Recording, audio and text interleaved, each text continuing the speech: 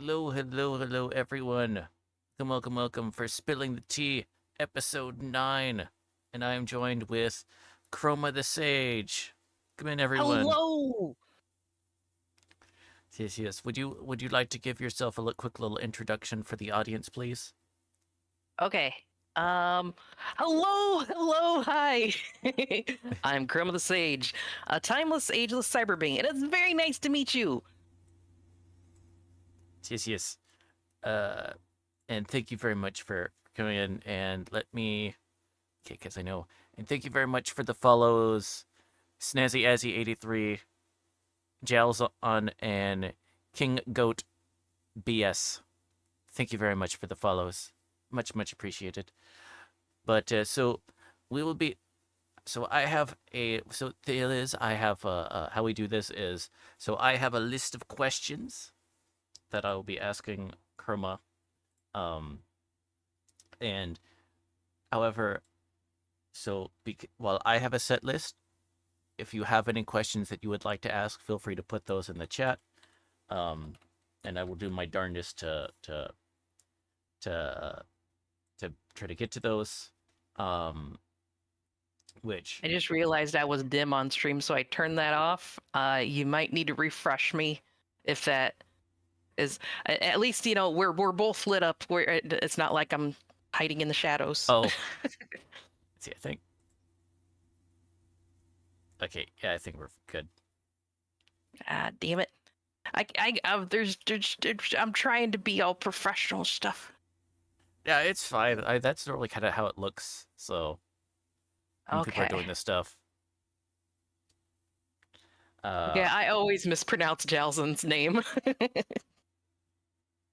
Oh, I got it for the. Okay. I guess I'm just. I don't know. I'm used on trying to pronounce weird stuff. Although there's a lot of things I end up like missing or whatever. So, welcome in, Ghost. We'll assume to skip the H in there. The Jalzahan. Uh, but but yes. So my questions. If you want to ask any, feel free to put those in the chat. Um, and but normally, as long as you're not asking them like, you know, 2 minutes before we're wrapping up, probably won't be an issue. So I'm generally an open book too. Like whatever you guys want to ask me, as long as you're not crude, go ahead and throw it at me. It's okay. okay, but so we'll start off with some easy questions. Um, oh, and there are some like, what is your favorite type questions? So, but I always say if you can't pick like a top one, you can give like a top two or three if it's a tricky one. So, Okay. but first question is, what is your favorite color? Uh, Coral, like my hair. Oh, okay, nice. What is your favorite drink? Oh, that's hard. Uh, let's go with Mountain Dew. Okay, just the OG Mountain Dew The flavor, OG or flavor, not even Code Red. okay. Um, and then okay, so here's the question. Of course, I have to ask this because of the channel name. But what is your preferred tea? Oh, lately it's been green tea because I can like leave it as sweet or unsweet as I need to. Mm-hmm. Um, like generally, if I'm like not even paying attention to what I'm making with my tea, I do a black tea with way too much sugar. But lately, it's been green tea with a decent amount of honey. Oh, okay, nice. Is there maybe a particular brand or thing you seem to be partial to, or out of curiosity? Just your regular old Lipton. Um, although I should say like any like southern sweet tea, if it's being served, I will drink that up like I'm starving it, thirsty in the middle of a desert. Right, right. Understandable for sure. Uh, See, Chelsea asking, what is the airspeed velocity of an end-laden swallow? It depends the breed of the swallow, the wind speed, side of the continent we're on, and whether or not someone will get the reference. Yeah, it was about to. Is that an African? Now, is that an African swallow or? Uh, I overcomplicated it. yeah. No, it's, uh, what is your favorite dessert?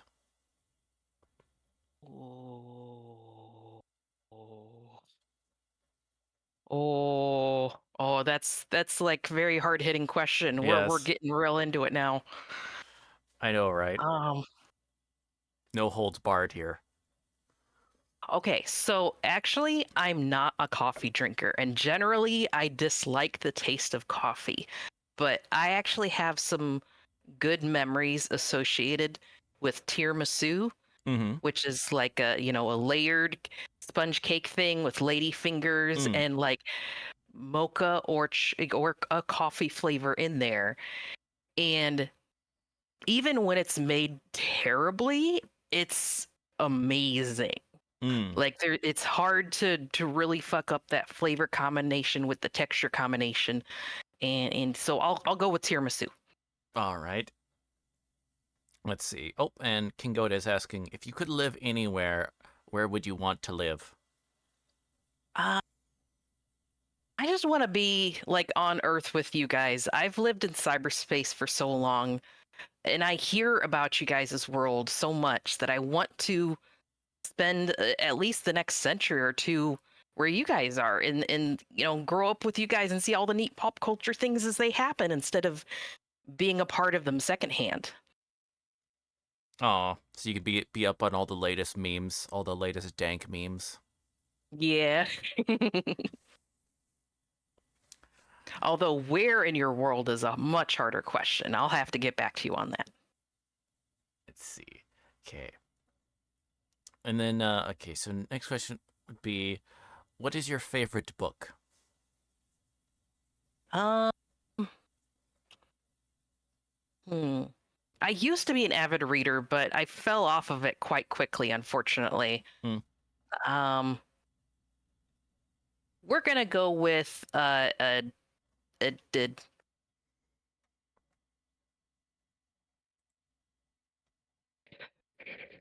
I'm typing something into a Google search because I forgot the entire title of it. So we're gonna go with PK Dick's "Do Androids Dream of Electric Sheep." Oh, okay. For some reason, I couldn't remember the word "do." Yeah. I but yeah, I've read that one. It's one of that's like I that is a neat book. Um and it's It's basically the predecessor of a lot of cyberpunk culture, and that's what I'm literally made of. yes. Yeah, sure. I because so it although it's kind of because just of like how um it has become one of those words where it's like yeah, Philip K. Dick is an interesting author for sure. He's generally not considered a good person. Yeah, We'll put that out there, yeah, but his mark on cyberpunk history is indelible for good and bad and in between. yeah, yeah. There's other. It's like neat author or artist, but personally, there's a number of folks that are like that. So that's. But yeah, I remember that it's very interesting. Like in comparison to um uh the film Blade Runner, which is basically loosely based on it, Hmm. and it's which I which the for anyone it's kind of like the main difference between those seems to be kind of like and there's a number of other stuff too where I feel like that it's in kind of like sort of modern like Western Well, film they've adaptations of stuff, pulled or is it from like, that book and his related books like in different ways, mm, in different medias and stuff. Like even Amazon is releasing like slightly more uh, uh religious adaptations mm, with oh gosh, what was it called? You know what? I can't remember the name of it, but yeah, Amazon is Amazon and related streaming services are releasing things that are a little more faithful adaptations mm, as kind of a cash grab to pull into the pop culture diaspora. But in the end, they're actually doing slightly better by cyberpunk culture by mm. doing it. Oh yeah. I always think it's interesting it just because of like the main difference between the book and the Blade Runner film being like basically the thought of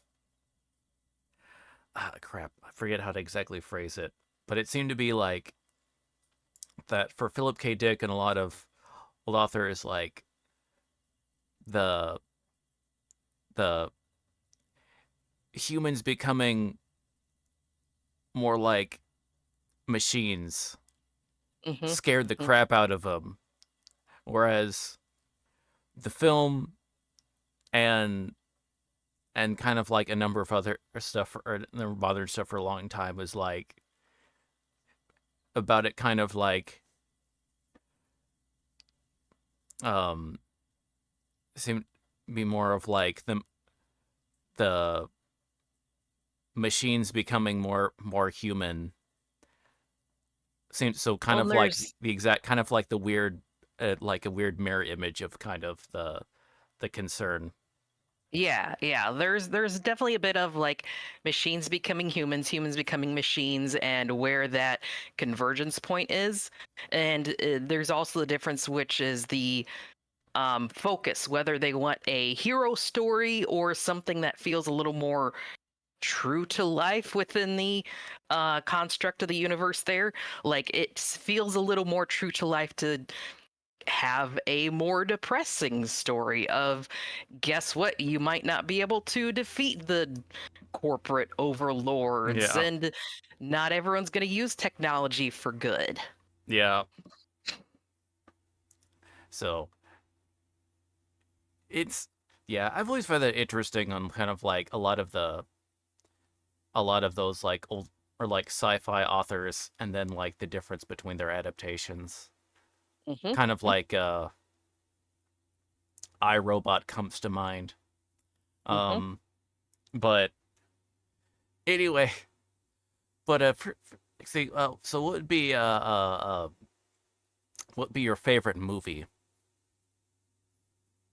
That's also extremely difficult, but I'm going to cheat and go to the original Ghost in the Shell. Oh, nice, nice, nice. Yeah, that's a phenomenal movie and choice for sure. Hmm. There's a lot that Motoko has inspired me with since. Oh yeah. I can imagine. Yeah, like kind of your the clothing design kind of uh reminds me of Motoko's Hmm. kind of get up. We both kind of do that little hip peak thing. We'll both have a similar haircut. We're both cyber beings. Mm. There's a little bit of crossover here and there. Oh yeah.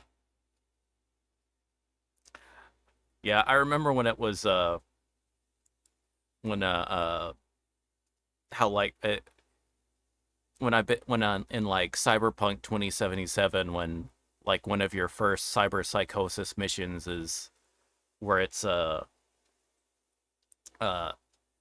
is like an homage to that the famous shallow water fight sequence. Hmm. Oh, 2077 has a ridiculous amount of Ghost in the Shell references, not just cyberpunk references in general, but Oh yeah. specifically ones for Motoko. Oh yeah, for sure.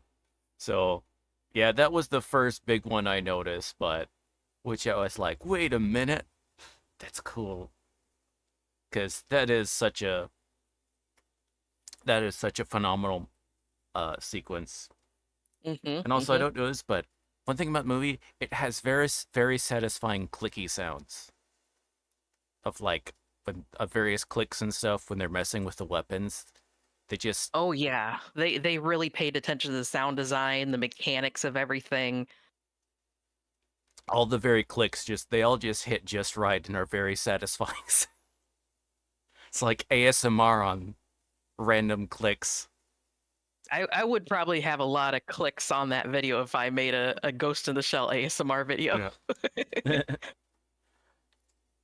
um, but well, that does make me want to ask the question. Did you ever watch? Because I think I'd say like my favorite show is actually the Ghost in the Shell standalone complex. Did I you? absolutely love that. Oh yeah, okay, yeah. I wanted to ask, but yeah, I growing up and like watching that like high school on the Cartoon Network. So on their Adult Swim stuff, that was so cool. One of my favorite episodes of that is one of the least popular ones, which is there's an episode where a guy basically injects his consciousness into a military tank, a spider tank, Oh yeah. and it's like seemingly running amok, but then they realize that it's going to his parents' home to go introduce his new body to his mom. Oh yeah. And it's so beautiful this moment because yeah, it's causing destruction along the way, and of course as government officials they have to stop this thing, but it's this giant like transgender allegory too before transgender even became part of the popular diaspora too. Hmm. But yeah, I remember that episode. That was a really I genuinely like that episode. Hmm. Uh uh I remember it hitting me fairly hard, like even before I fully understood what I was watching. hmm.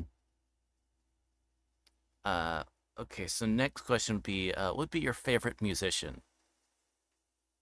uh let's go Daft Punk. Oh, okay. Is I there like me a bit of electronica. mm-hmm. Is there like a specific track you like in particular or Hmm. um let's see. My brain is going a little blank, but I'm just gonna go with Human After All mm, because that one is very meaningful as well. mm. See. I love the Tachikomas. Oh yeah, I love the Tachikomas too. The Tachikomas are so cute. Oh yeah, for sure. Uh let's see. Yeah, sometime I need to stream like because there's like several actual Ghost in the Shell games. Um I know which one I played like growing up, which was like the Ghost there's like a Ghost in the Shell game on PlayStation 2, Hmm. which I remember being fairly okay.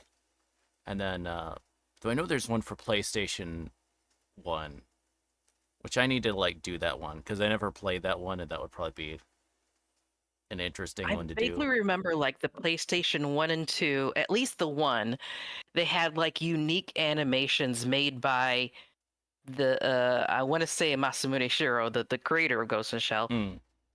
specifically for the game. And like cert trying it's easier to find those animations than it is to find the game nowadays. Oh, yeah. That'd be one of those things I just have to emulate it, but that's fine. I don't mind that. Hey, welcome in Riot. Welcome, welcome, welcome. Let's see. Talk about PlayStation gets. Yeah, I was just mentioning because I was like we were talking about some Ghost in the Shell stuff, so I was mentioning I need to try to stream that stuff at Zero, some do point. you remember like the names of the games for Ghost in the Shell on PlayStation? Like do you remember the titles for them?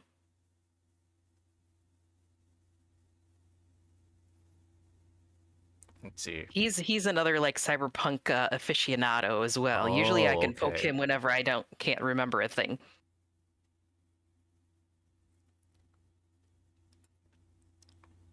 See, I know another one of my VTuber connections creates a graph. See.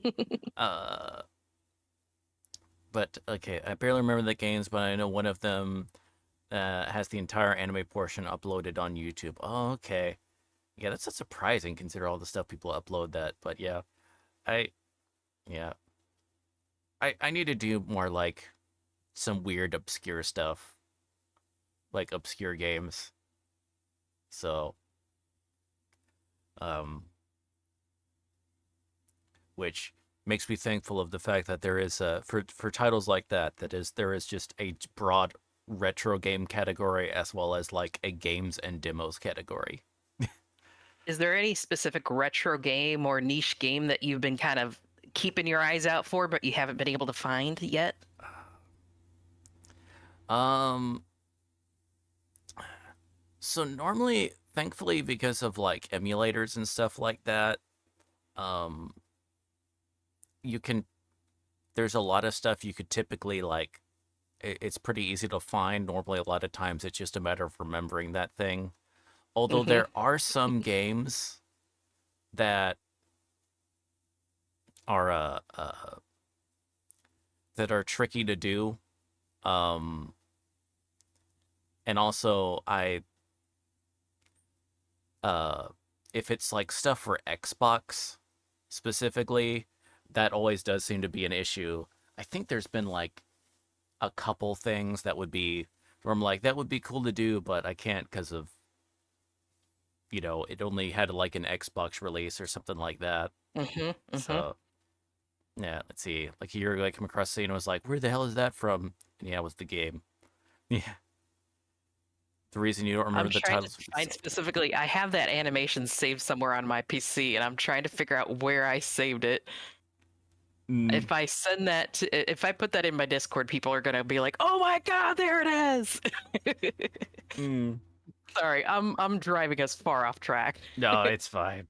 Uh, let's see. Uh, let's see. And then, so what would be the last question? So, what would be your favorite album?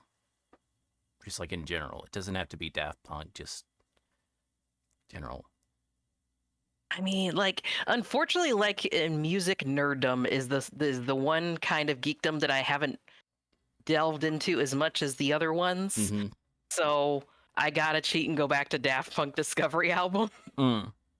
Like, I really do need to broaden my horizons in general on that. And usually the way that happens is video game music. Like, there is a lot of cool stuff I got off the Cyberpunk 2077 soundtrack that I fell in love with.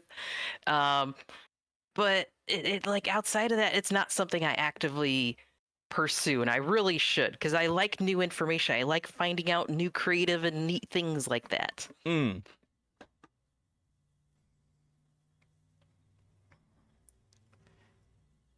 Yeah. I don't. Uh, like a lot of like I on kind of like my big playlist, like a game series that ends up like with that has a number of entries is the Yakuza and Like a Dragon series. I end up with a lot of there's a number of songs on there. So Let's go. The Crow motion picture soundtrack. Yeah. Like, how is it like sometimes the soundtracks are better than the where they came from? Romeo plus Juliet 1990s soundtrack. That's another one. mm, Love most of the songs off of that. Was very iconic for the time. Outlived the movie. mm. Let's see. Um okay, so although I have a I think I probably know what this might be, but what is your favorite game? Oh, Tetris. No. Yeah, it's Cyberpunk 2077. But there are more that are creeping up as second favorites and stuff. But for a complete package and something that I relate to and love, it's got to be 2077. Mm. Oh yeah, it is a phenomenal game, and it is really crazy like how much they've really uh uh really improved upon it and fixed like so much or whatever Mhm. on its since its release. So like I know I'm one of the people that sounds like a crazy person when like I'm grabbing people by the shoulders and I'm like, "No, really, it's a fully different game now. It's not what you think. It's not what you think." oh yeah, it really is. Like I remember like so I didn't get it um uh like it when it was coming out, like I didn't have it or whatever, but I remember picking it up, like me and a number of people like were picking up like when the Edge Runners anime came out, and as part of their celebration they had it was like drastically reduced on price. Hmm. So I was kind of like, well, it was a treat. I'll give it a try. And like my PC is now in a location where I could like just kind of scooch on by. Um, uh, uh, uh, and then even like just since then, which was um, uh, since that, like the amount of like stuff and like major changes to like the game, like Hmm. they had completely like reworked so much of the mechanics like to a crazy extent. Um, And I think it's one of those games that appeals to different types of players too. Like you could play it like your GTA, even though I really wish you wouldn't. yeah. You can play it like, oh, I'm tired after work and I'm just gonna do a single mission. Or you can be a big old dork like me and like delve into like, oh my god, and then they had this update and they put that in this update and then they got the photo mode and then like you don't have to be a complete dork about it, but you don't have to be super casual about it either.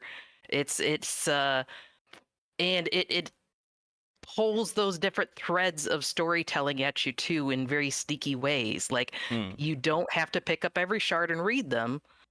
If you do, you find out some interesting things and you might make a different choice in the mission.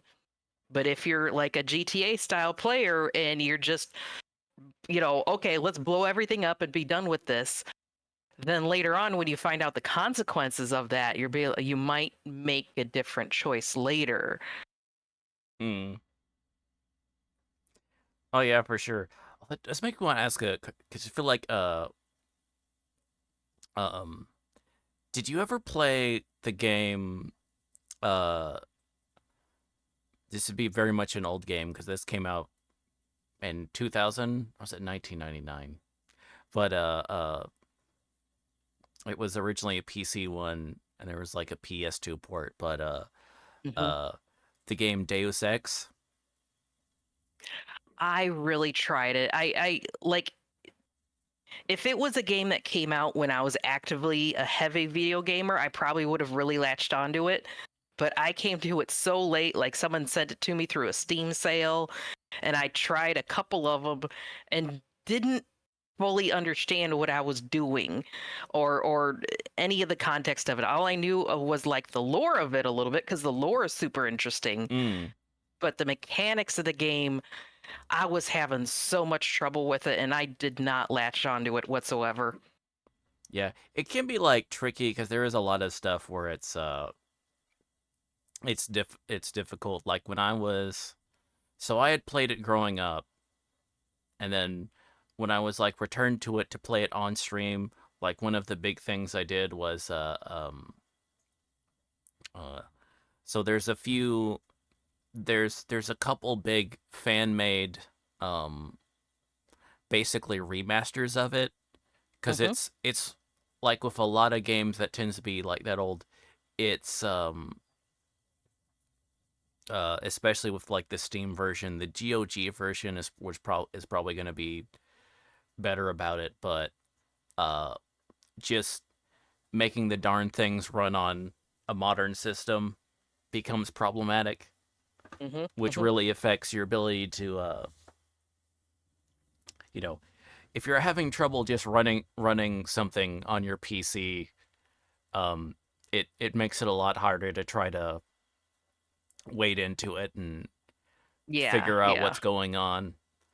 So it definitely is old. It is one of those things to where it's like if you can get past like some of the sort of like the dated gameplay elements, it is really interesting. And the stuff that comes like to mind is the fact that a big component about that game was it being like a super like one of those early games that really pioneered the there's multiple ways that you can achieve these objectives and finish these Mhm. missions. So if you want to go in guns blazing, that's definitely an option. But you're gonna learn a lot more and figure out a lot of stuff if you tend to be like explore and try to figure out stuff and talk to people and stuff like that. But if you just want to like boom boom boom, you can do that.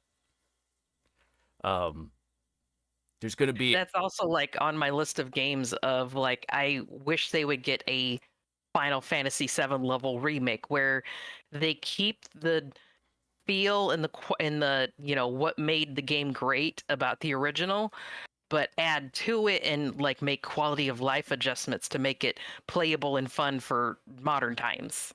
yeah. It is one of those games that on the one hand I would like to see that. On the other hand, it's I don't know in modern day who I would trust to be able to as far as like game devs to like do a faithful remaster. Hmm. Um uh What's like the top of your list of games that you really wish would get a faithful remaster? oh, Jade Empire. Jade Um Empire. Oh, I don't know that one. so it's actually so it's an old school BioWare game. Um so it was just like a couple it came like out just like a couple years after like the original Knights of the Old Republic.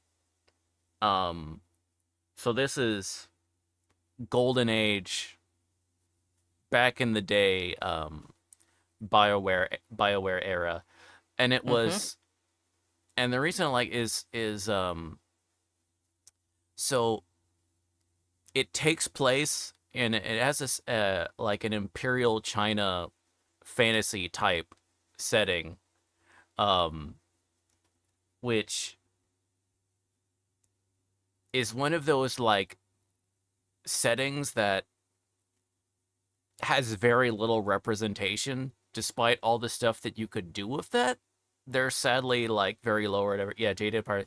Oh yeah, because it was like that setting, but also like working in like a lot of like kind of kung fu movie, Hmm. fantasy kung fu movie stuff. It was really it was is really cool games. And then uh so and very much like so like action RPG trying to do that. Um and then it had interesting characters.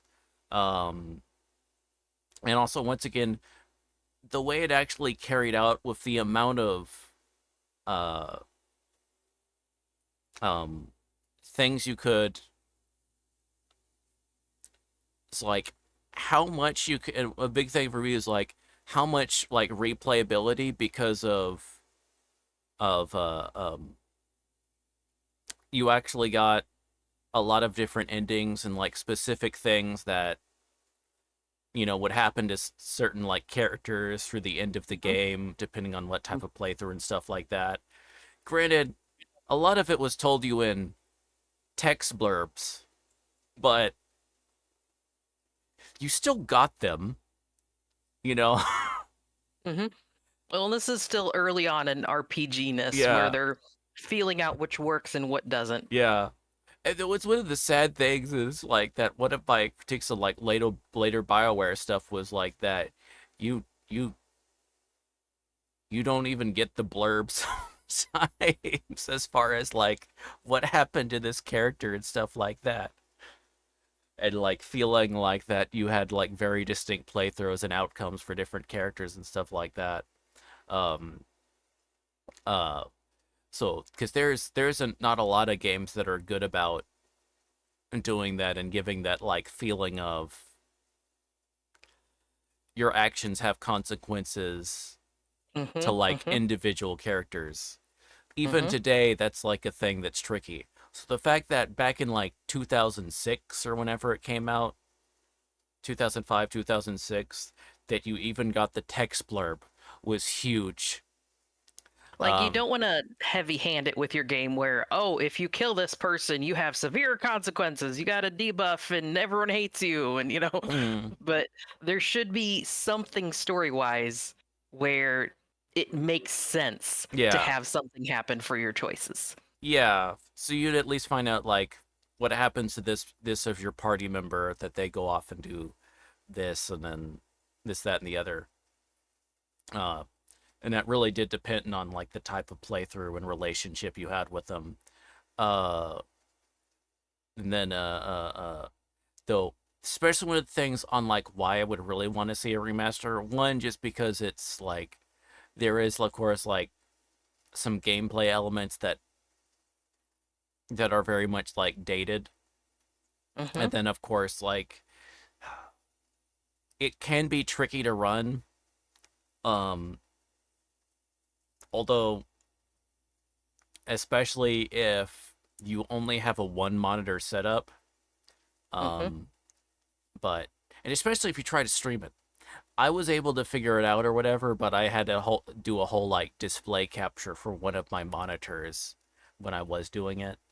Mhm. Um, way of the open valve or the way of the closed face. Yeah, that was like it's karma system or Merle system. Um, which was trying to do like an interesting. There was ended up, of course, being some simplistic stuff, but at least they were trying to think of trying to nuance it somewhat. Bioware's always kind of have like a mixed thing on how well they've approached that stuff. Um, Yeah. but Well, in the way that the industry as a whole is changing right now, like it's hard to know even what developer to trust with anything. People are getting bought out, studios are closing down, people are moving around. There's not like uh, I feel like there's no trust in the mm, gaming community to any one developer. Like there's some obviously to like CDPR, but like there's even like if you have a specific genre of game like you always play like hey I'm always a sports guy, I play the Madden games, whatever. Like there's no one developer that you could be like, yeah, EA has always done well by me for the sports game. Like it's not even that anymore. yeah, No it, one does the one thing good, and the people that do the one thing good got bought out and they're monetized to shit. mm, yeah. Sorry. Uh, no, it's fine, fine. But yeah, it was one of those games that I know probably out about. It's one of those games that you could if you play through it, you can definitely tell there's a lot of stuff that's like undercooked. Um, uh, so like unfortunately, if that happened with a lot of games, like during that period of time, even today, that's still an issue, but definitely like then, and of course, back then it was, you know, the game that's on the disc is the Hmm. game. There is going to be no like updates or For good and hey, bad, there's yeah, no updates. Just you get what you get. You yeah. own that game. So, uh, Imagining owning a game. yeah, uh, but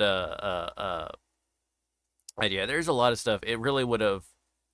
They ended, and it's not as well known as something like the original Knights of the Old Republic, um, because it came out they wanted it to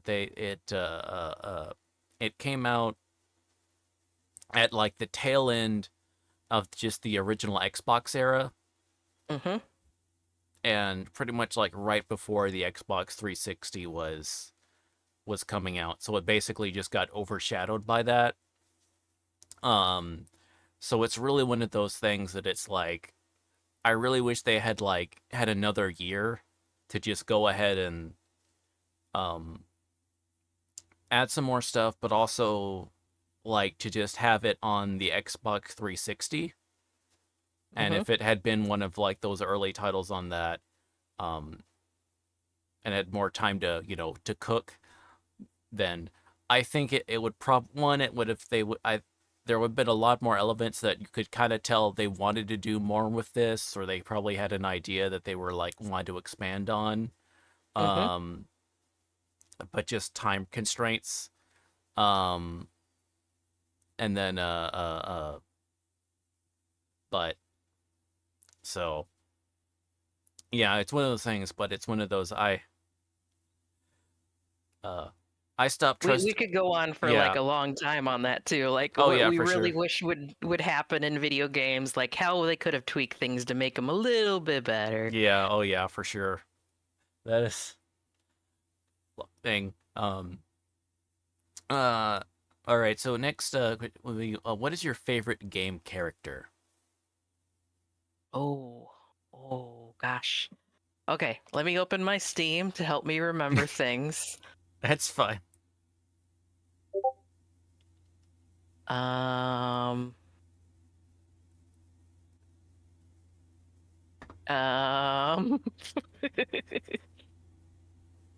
it's the thing. Like, there. One of my things is I like to do a question of the day with my community, and one of the questions is like, what is a video game character that like you wish you could be them, or you wish you could be in their world, or something along those lines, and it's never a straightforward answer because there's so many different worlds and so many different heroes and villains and superpowers and things like that that you wish you could embody. You know, it's there's never one uh, full plate. You know, the full buffet as I vamp up Hmm. and scroll through my Steam library here. Yeah.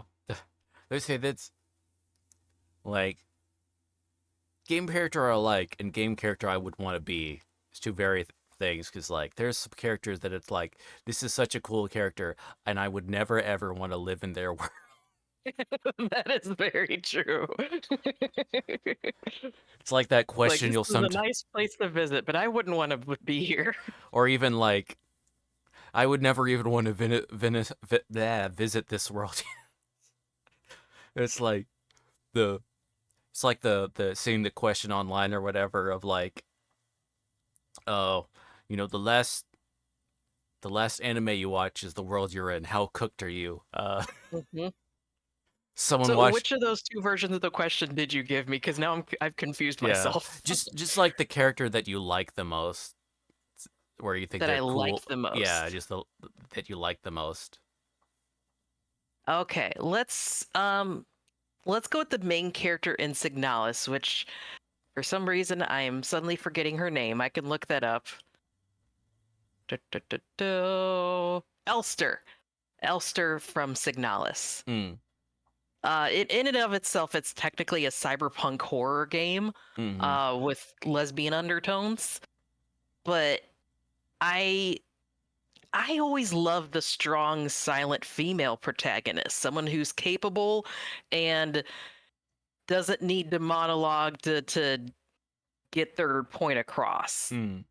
They're just there with its. I mean, even her motivations seem fairly straightforward, but the way she goes about them is in a very strong way. Mm. Yeah, there's an art to doing like kind of silent protagonist or mostly silent protagonist that it's like if you really know how to make it work, you can really get make it work. You know, Hmm. honestly, that's like preferable to when some stuff when it tries to like make the when people want to make kind of like they want to make like a memorable like main character, but kind of I don't think try too hard is like kind of like the thing, but they, They might rely too much on tropes instead yeah, of going with the world of the universe that they're creating requires. yeah, or the please like my character, please like my character, please like my character, and you're like, I hate your character. Why? You tried too hard to make them likable. They've gone from likable all the way back around to obnoxious. Hmm. Um, let's see, okay. So here's the next question. What is your favorite word? Oh fuck. Okay, let me rephrase this because later on, I have two different questions. One is favorite word, and then in a couple questions is what is your favorite curse word? So Oh shit. no, that's for later. But Okay. Um, since we're doing the actor's studio here, I'm gonna go with let's just say my favorite word is kindness. okay. Because it's something that we don't think about enough in our daily and in our interactions with the way that we treat each other, with the way that we interact with each other, and even in our surroundings themselves. Be kind to the world you live in, be kind to yourself, be kind to the people around you, and make that one of your primary driving factors. If you are a person driven by kindness, then you are my favorite person. Hmm. Okay, good. And also, I think you're the first person that's getting up that I'm laying down on that I'm stealing straight stealing up some questions from the Film Actors Guild or behind the like someone finally. That's another level of nerd that I'm Yeah. at. Um. So the next question is, what is your least favorite word? Hmm. The exact opposite of that. Pick any one of the words that embody hatred, embody otherness, embody pushing people away and making them feel less than human.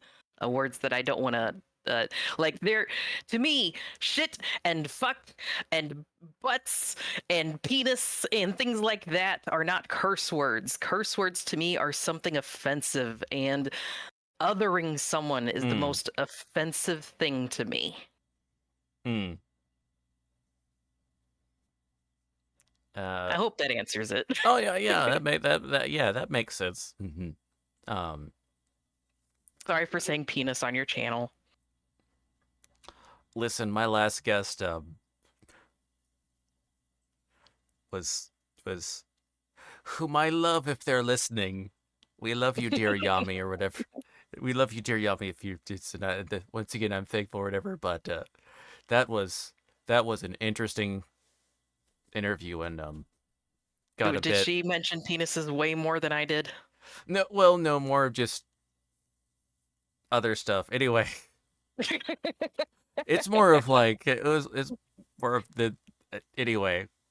Um, Anyway, so yes, words. Think words have important. Words have power. We should pay attention to the power that words have over yourself and each other. and some words are fun to say, like kumquat or pickle barrel. And Lake Titicaca. Yes. Hey, hey, Titicaca. Sorry, but I have a crappy Beavis Butthead thing. I can't do that Have you voice. ever were you ever an Animaniacs fan? Yes. Growing up or whatever, that was when the show I watched because it was just that was on TV. I wish there wasn't a Discord delay, because then maybe we could sing the Lake Titicaca song together. No, I'm blanking out on that one, unfortunately. But they're a little snazzy. Uh, and then, uh, uh, and then, although I think you already said was your favorite curse word. Which was your favorite curse word again? Let's go with shit, because I say shit way more than fuck.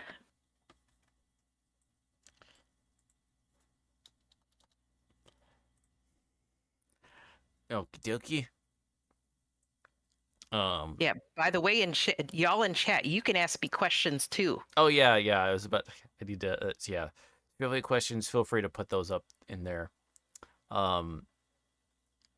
Let's see. Um. And then my last of my stolen questions. What profession other than your own would you like to attempt? Oh, I would really love to be an amazing chef. Like someone who's able to take the most ordinary ingredients and elevate it into something just amazing. Like it's, oh, gosh, in another life, I would be just so much fatter than I already am. I love food so much, and I wish I had that magical skill. And it is magic, and it is a skill to create just something incredible out of the most ordinary. Hmm. So yeah, chef. Okay. And then and next question: what would be your which that your answer goes nicely into? What is your favorite type of pizza? Mm.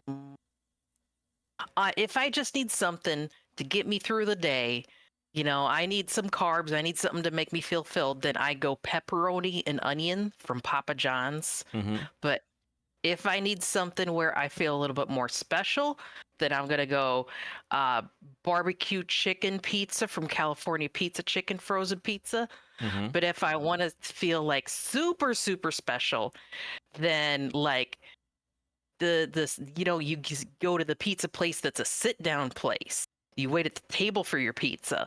Then that in that case, I want like a margarita because you get higher quality cheese, you get higher quality tomato sauce, something that doesn't like immediately assault your systems. It's more subtle. So something in the Venn diagram of those three. Mm. Let's see. Oh, we have a okay. We have a question. What intellectual property that has not been turned into a movie or show would you like to see adapted? Which actually works with my next question, because my next question is actually, if you had $100 million to make a movie, what would it be? Ooh. So if you want to incorporate Jalzan's question, feel free to do so in your answer. I'm scouring my databanks currently, trying to figure out like once this interview's over, I'm gonna think of like so many things I should have said, references I should have made, things I should have thought about. And this is definitely one of those things because I'll say one thing and then like an hour from now I'm gonna go, oh shoot, what about this one? Mm, Let's see. I think the easier way to answer this would be like what video game has not been turned into a movie or show that I would like to see adapted. I'm mm, gonna say um Road 96, mm, which is a video game where it's technically procedurally generated mostly. You're a teenager, you're in a oppressive country, and you're trying to escape to a northern border to hopefully live a better life outside of the oppressive government. mm, But the story itself doesn't as much focus on that as the journey itself and the interactions with the people around along the way. Some of them are dangerous, some of them are funny, and I think it would make for a really good serialized thing, mm, specifically where sometimes you have a lighter-hearted episode, sometimes you have something really creepy and spooky, um, and you do have the overarching story at the same time. So I'm gonna take my $1 million to HBO and pitch Road 96. mm. Yeah, there's an anime series that kind of like that makes me think of sort of reminds me of that, like going on that thing that was I want to say the name was Kino's Journey. That's where my mind went to. Yes, Okay. because the whole pull of that show was it's not the destination, it's the journey itself. Hmm. Yeah, and just kind of what interesting things are you coming across? Yeah. I can I'm vaguely remembering an episode where she came across people where there is a technological advancement where people could hear each other's thoughts. And I think there were stronger between people who were close to one another. So, like a husband and wife Mm, could hear each other's thoughts clearer than two strangers passing on the street. And that actually caused people to push away from each other because constantly hearing each other's thoughts, like when you haven't fully formed the thought and given it verbal what you want to say, it doesn't get the intent across. So there's a lot of miscommunication by over communication. mm. Yeah, it's been for like ever since I watched that or whatever, because that was kind of something I watched growing up or whatever. But uh, yeah, I kind of remember that story or that episode.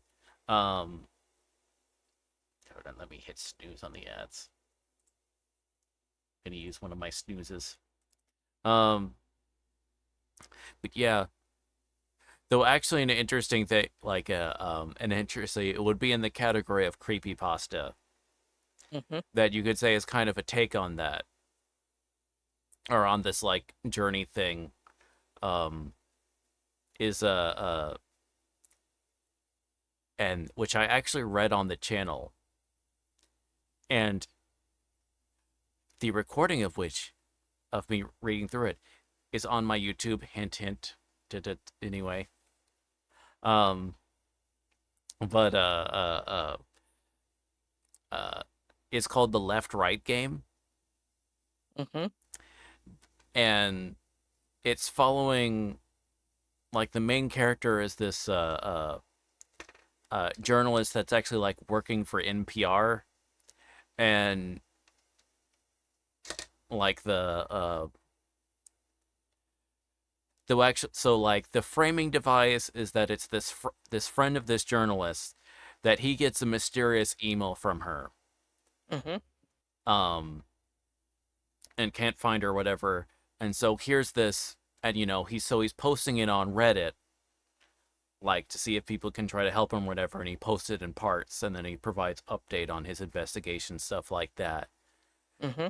um so and so the when it goes into like the parts are detailing her, that as part of her job, there's this guy who's currently living in like I think Phoenix, Arizona, and this kind of like cryptozoologist kind of investigator and like paranormal investigator type, this like old dude, but he's going on, and some other folks that he's met online, they're about to do what's called the left right game, which is you start driving, and one of the best places that they figured out to do is like in Phoenix, because of this is areas like the roads are apparently like more grid shaped. Hmm.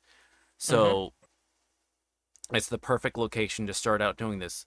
But you drive, and then you go left, then you immediately take a right, then left, then right, and you just keep on repeating that ad infinitum.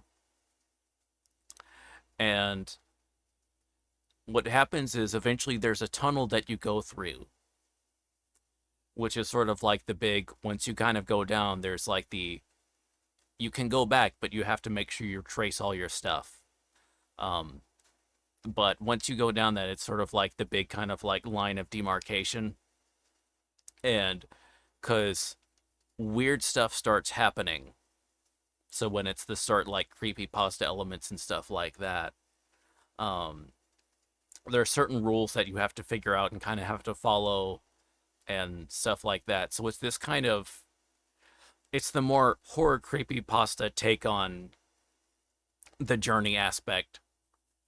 So it's an interesting type of story. So it's something. Well, people could obviously check on my archive readings on that, but if you just want to read it yourself, it's easy to find. Just left right game. It's just a neat story. Um, that is that, about this journey type of thing. Um, and then if someone was wanting to hear like my example on the question of if you had $100 million to make a movie, what would it be? And also as far as like the following, uh, and as far as answering, oh sorry, uh, Gels's question is Hmm. for myself would be uh a an animated adaptation done by Kyoto Animation, which is the studio behind like K-On! And stuff like that, has that very recognizable style, animation style. Uh, an ad an adaptation of the the the story, uh, Princess and the Goblin, which was written by a Scottish author called George MacDonald in the 19th century. So it's it's this nice like fantasy story. This would be operating on like kind of like more of like a fairy tale or fairy story type thing, um, which is a story like I really like, and it would be because I really like that author.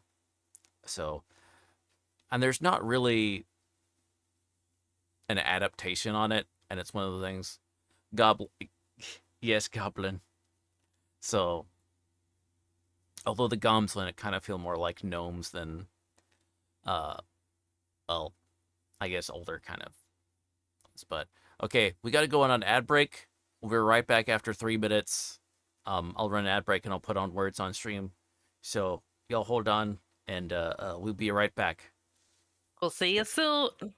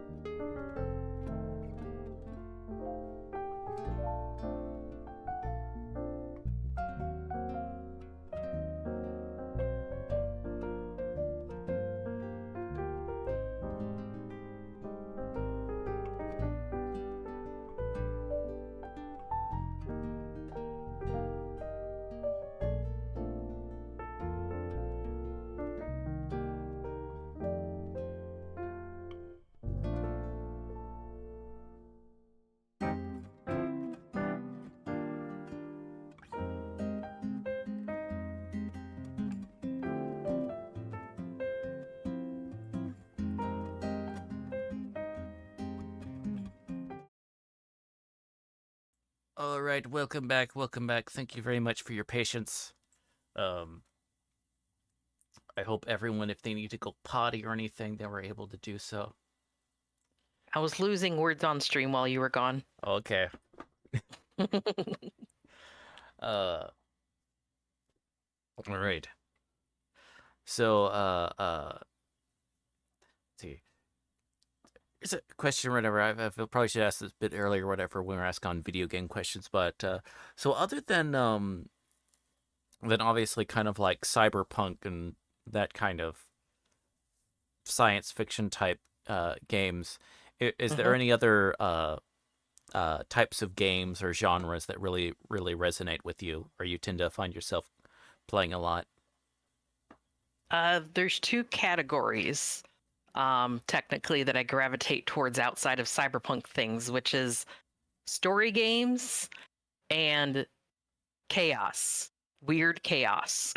Oh, So story games, obviously a little more straightforward. Things like your Detroit Become Human or uh, d- Beyond Two Souls, uh, Captain Spirit, things like that. Um, Chaotic weirdness, Death Stranding. oh, I love Death Stranding.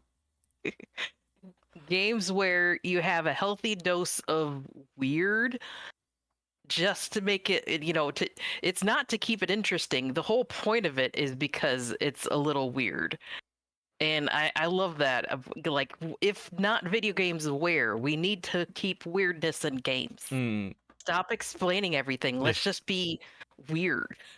Yeah, I yeah Hideo Kojima is kind of like feels like a nice like what is it nexus point or what I'm trying to think like a combination of like weird in video games and then like and then like storytelling in video games and it's just like the Mhm. combination of This weird convergence point. yes, yeah, convergence points that I was thinking. That's the word I was thinking of. But yeah, just Like, I love a story game where they're gonna make me think, or they're gonna make me cry. Your life is strange games, but I need a game like Death Stranding, or I'm scrolling through my um library right now to try to think of another good example. Um, to make me just giggle. mm, uh I have to go eat. Have a good dream. Okay, thank you very much for coming on by, Giles, and of course the VOD will be on here, but please, but also I'll be uploading after stream. I'll also be uploading this to my YouTube. Um, so whichever of those platforms is easiest on folks to refer to. Hmm, hmm. Um, uh, so uh, so, I'm curious. So have you ever done any visual novels then? Uh, a little bit. Like, generally, I tend away from them, at least Mm-hmm. for on stream, Mm, because it's harder to keep an audience engaged actively on mm. something that isn't moving around much. A stream is really good for both visual and audio stimulus, and a visual novel isn't good for that. Yeah, it can be tricky for sure. Um, like like in the past when I've done some, I try to do it where it's like where I myself will do all like the voice acting, so that kind of bleeds into my like reading content, Hmm. like we're reading content. Um, uh, so though, Are you comfortable talking about more the business side or the reason side behind streaming? oh, I'm perfectly like comfortable with kind of like with talking about that stuff. I mean, interesting. I mean, to me, I also find it something that's like kind of an interesting topic as well, um, in its own thing. Hmm, hmm. I know that's not everyone, because for some folks, that's kind of like how is finding out how the sausage is made. Exactly. Um, but uh, uh, but I So, for one think it's neat, kind of interesting as far as what that's going on and some of the mhm. stuff. Um, Like obviously everyone comes to streaming for different reasons. Everyone stays in streaming for different reasons. mm, Um, and uh, how what kind of content you put out there and how engaging that content is, it depends on what your reasoning behind your streaming is. Like, yeah. um, obviously, people send to me suggestions and even send me through Steam like games of different things that are genuinely good on their own, but may or may not make align with what I want to put on stream, either just entertainment value wise or like a what how do I want to say it, like moralistically what I want to put out there in the Oh world. yeah. Oh yeah, for sure, for sure. So like I guess the main question here is like what is your driving factor behind your stream in particular that helps you decide what kind of content you want to put on here? Mm. Oh, you're asking me, or Oh, it's sorry. okay? Sorry, wait. Maybe, or maybe I shouldn't. Maybe this is, you're the interviewer. No, wait. You can't. That's a fair thing. Honestly, I was kind of uh uh. So for me, I've um there's a lot of stuff where it's like I try to.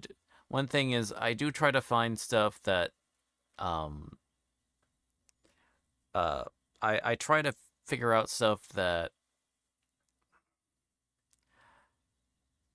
so that I one that I think would be interesting and like to do because it's sort of Mhm, the if if I'm not interested, then that's gonna show. So mhm, and that's gonna mhm, be and that's just for a viewer. If you're not interested, why should I be interested? Um, mhm. If and you're not having a good time, your audience isn't. yeah, so but then also kind of knowing what's what would be good for maybe what type I'm like streaming or what am I doing. So like there's some games that I'll do. I haven't as much where it's uh so like if I stream like during the day or the afternoon, or if it's like not kind of necessarily like my regular stream time, it's because I'll either be doing something in a game that I mean I could be doing something that's in a game that we've been doing, but it may be something that's kind of like more grindy type stuff or like side stuff as opposed to main campaign or stuff like that. Um to where I'm doing because if it's like an impromptu or unscheduled thing, that's kind of more chill, just kind of loosey goosey. Um and that's also when I might be doing if I want to do something like some kind of like crafting game or something like that. So like um, like a Stardew Valley or something along those lines. Mhm, mhm. Whereas if I'm doing my usual scheduling, um,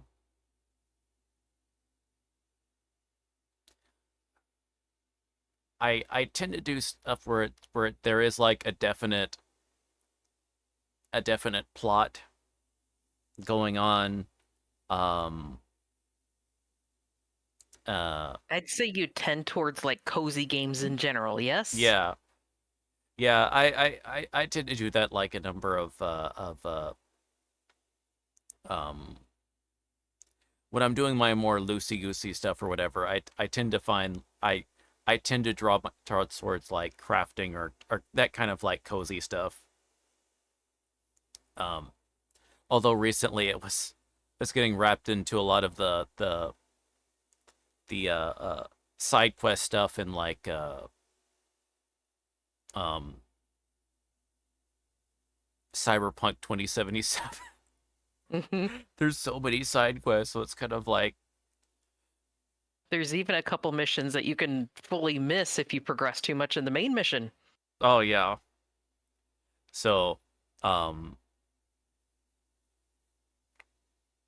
or if I want to kind of stop and smell the roses in a game like that, or just like I want to drive around in this in one of these fancy vehicles. Mhm. So, um, but yeah. Let's see. But I'm trying to think. Um, so let's do in there. So who is your waifu or husbando? Oh, uh, let's say waifu. It's waifu that I would want would be Motoko Kusanagi. Mm-hmm. Husbando that I would want, Keanu Reeves. But I respect their life choices and that they're living a separate existence than mine, and it all just gonna have to be over here in my corner, wishing my wishes and dreaming my dreams. uh, okay, it's very understandable for sure. But I guess do you want it just regular? But do you want it regular day to day Keanu Reeves or Johnny Silverhand Keanu Reeves? That's the question. Oh, regular day to day. Okay. Johnny Silverhand is actually a complete dick. Oh yeah. I don't know if you picked up on that. Yeah. The the nuclear bomb in an office building kind of tipped it off. A bit of a red flag in a relationship. uh okay, let's see. Get Um yourself a man who won't set off a nuke. mm,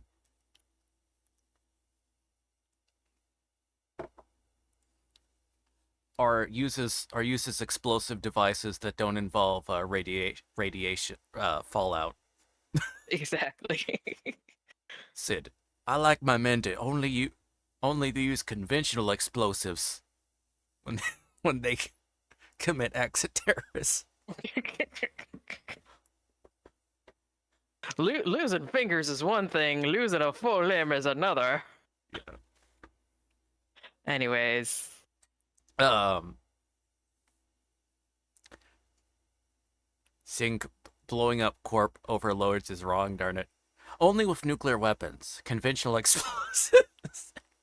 I may or may not be suggesting that collateral damage of innocent life is definitely wrong in possibly, or maybe not possibly, just war against evil corporate overlords who control every aspect of your life and generally make it terrible.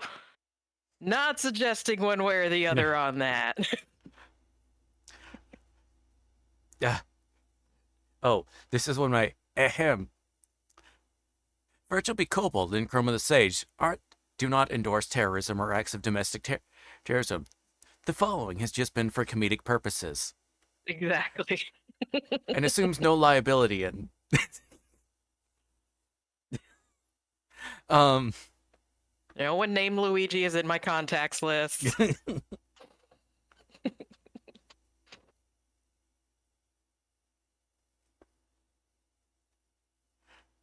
uh okay. Let's see. And then so these getting more like specifically like streaming type questions, but what inspired you to get into streaming? Um, I'm gonna show you how the sausage is made a little bit as well, since in the true AMA spirit here. Mm. So how the reason why I got into it was probably the same reason as many other people. Hey, we're all short on funds. We need a side hustle for our side hustle. Maybe I can make a few bucks doing this. Mm-hmm. So I started with, maybe I can get a little ad revenue for, playing my stupid games. And very quickly it evolved into, holy shit, this is like a community with people that care about each other and support each other, et cetera, et cetera. So I would say the core purpose of it being a side hustle, because y'all gotta take care of yourselves. It's a tough world out there. Mm. It's still one of the purposes of the channel. This is kind of goes back to my earlier question of why do you choose to play one thing over another? What sort of content do you want to push on your channel? Because in the end, I feel my primary purpose as the streamer is to be entertaining.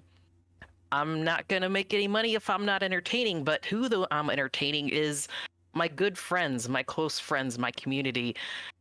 It's a job, but it's a job where the main purpose is I get to entertain people I genuinely care so fucking deeply about. So, um I got into it for monies. I'm staying in it because of the people I care about, but there's also monies in there. It's an unfortunate side of capitalism, Mm. but that's how it is. And yes, I do pick some of my content to make sure I'm having a good time, but also my community is having a good time. But I feel that's part of my responsibility. You know, does sorry, I kind of went off on several tangents there. Does that make sense? No, that makes sense. Um, okay. Then let's see. And so why VTubing? It's I think it's the probably the best way to show who I am precisely. It's like obviously two-dimensional me and three-dimensional me and reactive me and floaty me and with props and et cetera are all different versions of me, and you can never see me in the full until you come through the portal into cyberspace into Neon City and spend some time with me. Mm. But that's pretty much impossible.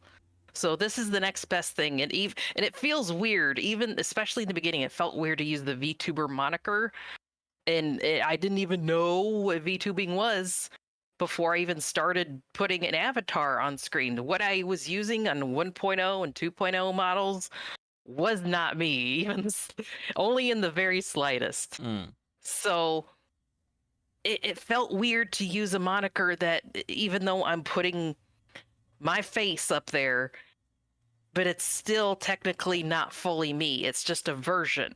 Mm. So, why VTubing is because it's the best way to show the the the version of me that I feel like you would connect best with, but also um at least I get to wear my slippers.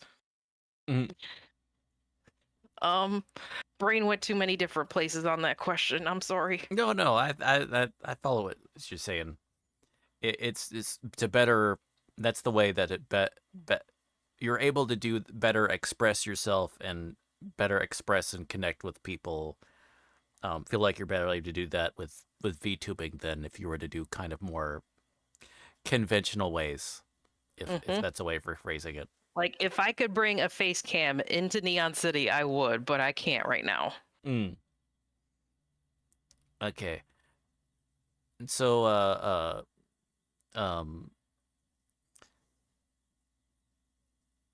uh, what inspired your design and theming? It's mainly just inspired off of the world that I'm living in. Mm. I try to put as much stuff around the channel and around the Twitch page itself and the socials and things to just kind of show everyone who I am and the world I live in, and hopefully they connect in that to that in some way.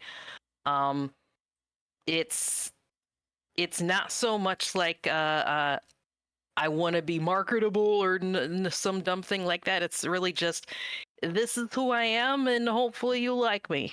Mm. Okay. So next question is, what is your biggest inspiration for what you do? Um, just the people that I encounter actually. Like I said in the beginning, like it was very much a slow discovery of um the community of Twitch at large. and not just VTubing, not just face cammers and yada yada. Like every single channel you go to, there's someone just like you, just trying to get by and do their own thing and express themselves and be themselves. And the enormous support that we have for each other in that respect, in that endeavor, is incredible. So every single person I've encountered along the way is the inspiration, is the drive to keep coming back and keep trying to do better, because I want to uplift them, not just myself. It's it's they help me, I want to help them right back. Mm. Then, so how long have you been streaming? It hasn't always been consistent. I think closer to 3 years. Um, I'm gonna pull up my Twitch page and go to my video producer. Let's see.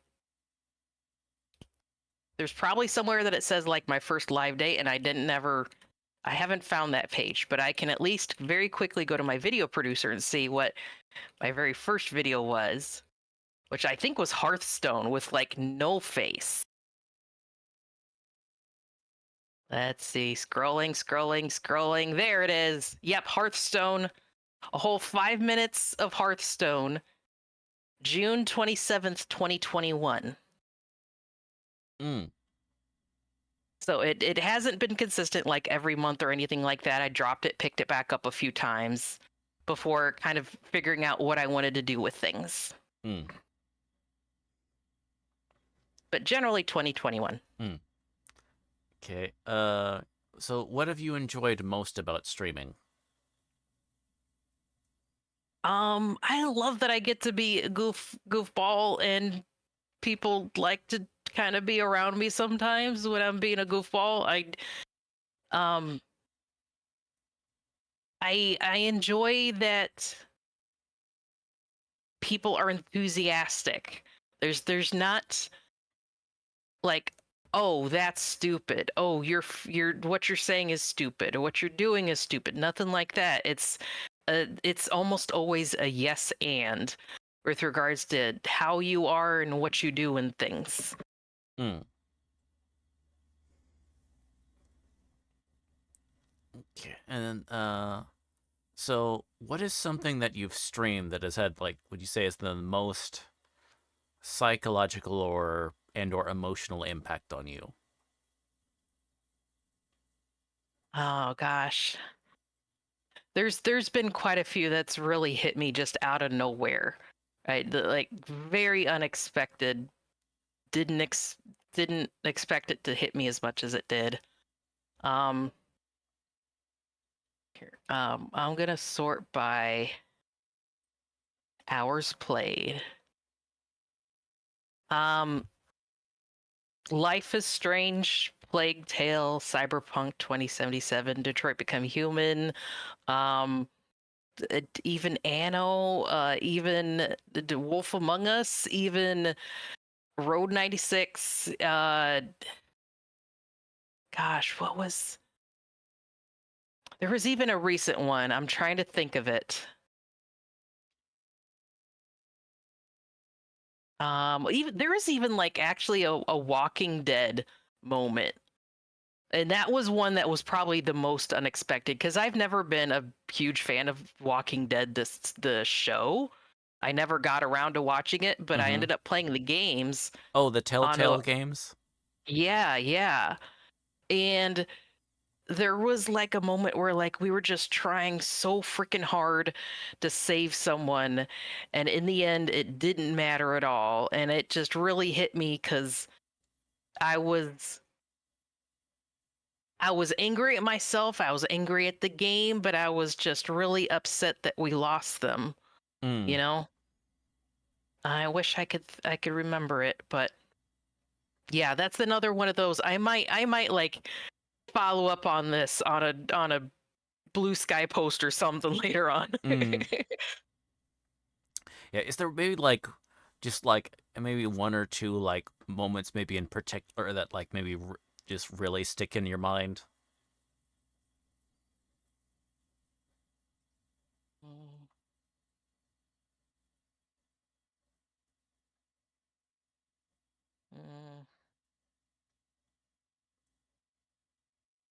Thankfully, I didn't play 2077 at launch, so I didn't get the full glitchy Oh. experience. Mm-hmm. So actually losing Jackie did hit me more than once in a row. Oh yeah. Um, Losing people in general in games. Like I know they're just pixels and stuff, but it really matters to me. Um, Plague Tale is also another one where you're playing the entire game being a big sister protecting your little brother, and gentle spoilers here. There's forces that play that pull you apart, and you don't, for all of your efforts, he changes, things happen, and maybe you don't get the answer that you want. Mm. And I've always like I've generally felt protective of the people I care about. So losing someone in that way really hit me pretty hard too. Yeah. Uh. There's. I mean, it's one of those. It's and any like if someone does a good yeah, someone does a good job as far as like making like a piece of media and like telling a story where it's like that they've done a good job if one of like if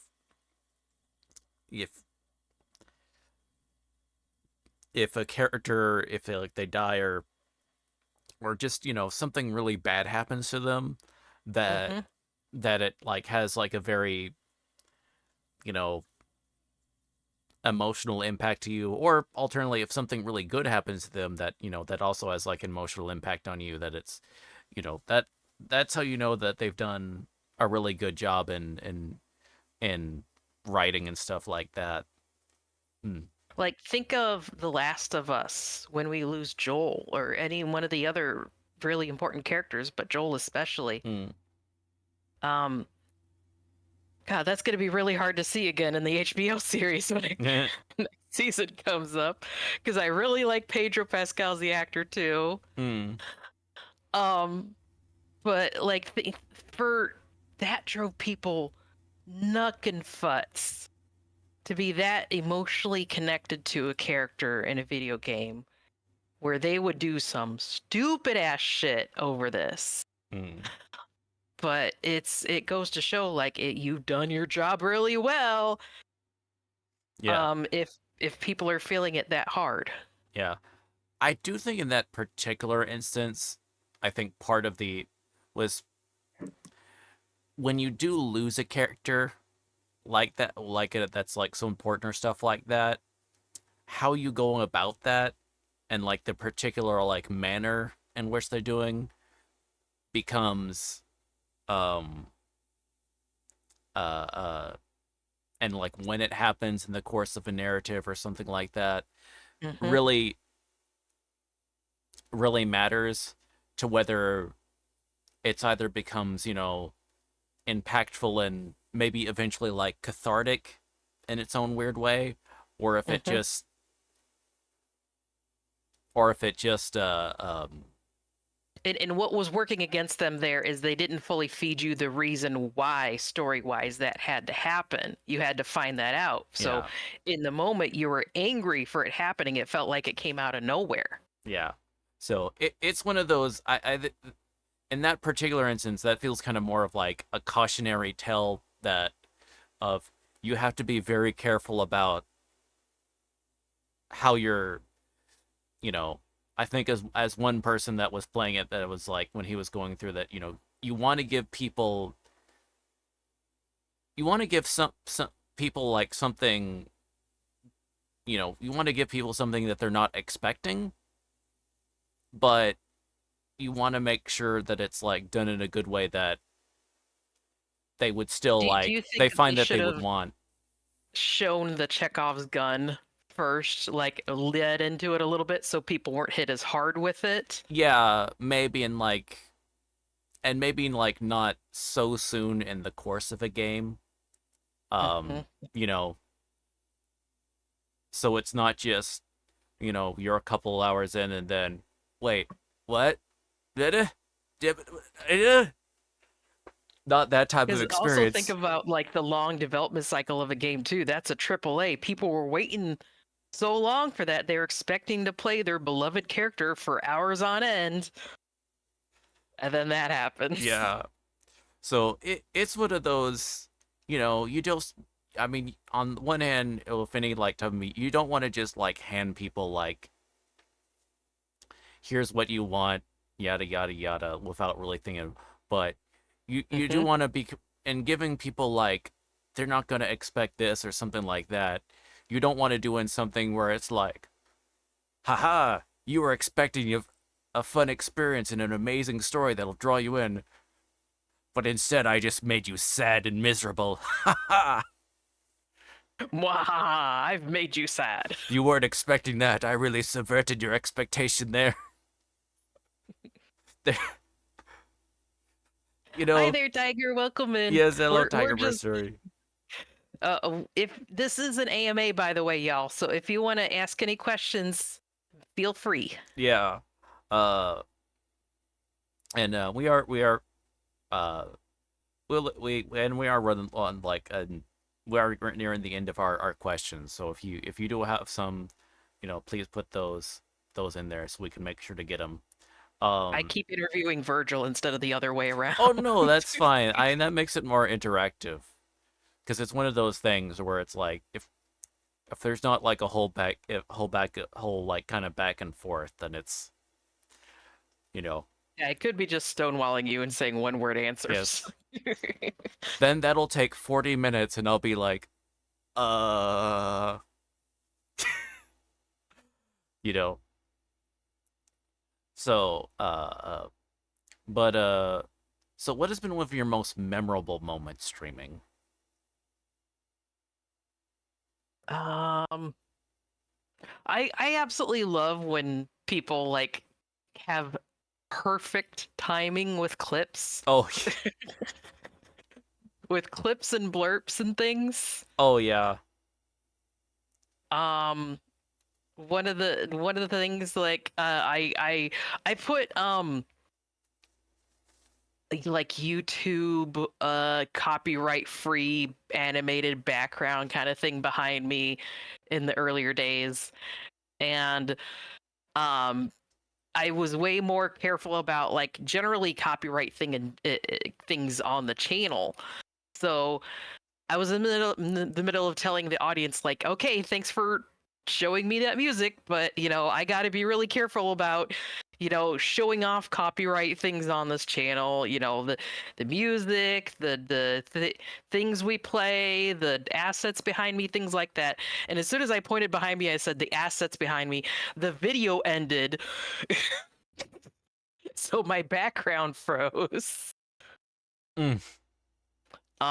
There's been when I was playing Dead Space, I didn't know that you could stomp objects. I mean, they told me that you stomped the zombies, but I didn't know you stopped like loot boxes. Oh. So they told me to go stop a loot box, and I did. And the moment that I stomped a loot box, they did like the what's his face with the long hair. I think his name is like Penguin Zero. He goes, "Woo! Oh my god, yeah, yeah!" I love when the audience makes things ridiculous and chaotic, but in a perfectly timed way. Um, and again, there's gonna be more things I think about afterwards. Oh yeah. Um uh yeah, that's remember one time I was now I have like stuff on cooldown, but it it used to be where you could like spam some of like my redeems that do like the video clips. Um and then uh so I was playing through I was playing Death Stranding, and I was going through a section where it was that one where you're actually like one of those missions where you're actually like carrying a person, Hmm. So you have to do this freaking immaculately and get through this BT territory, and uh, it and they started. It was when they also started like a lot of the gold ones started showing up. So I was going through this just razor thin, going like, oh gosh, keep on going, run into like a gold one, and then immediately like, oh gosh, okay, keep calm, going through that, and then chat started spamming um my redeem where it starts playing the from Metal Gear Rising Revengeance, where it's the standing key.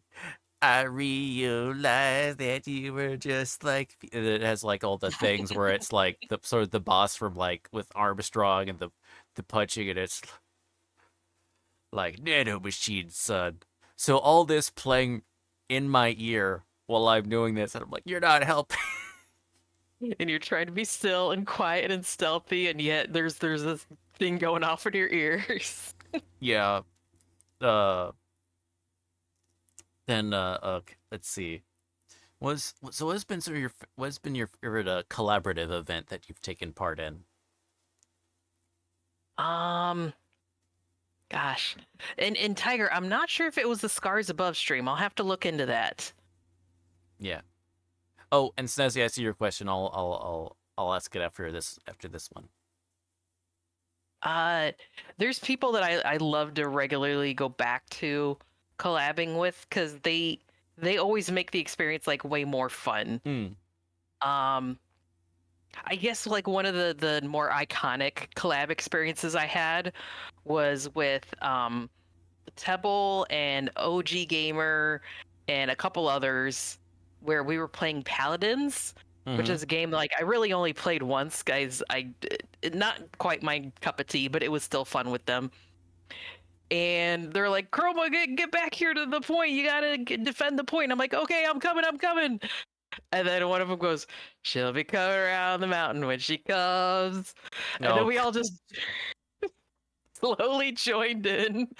She'll be coming around the mountain when she comes. Oh gosh. We all just ended up in a giggle fest, of course. Hmm. Okay.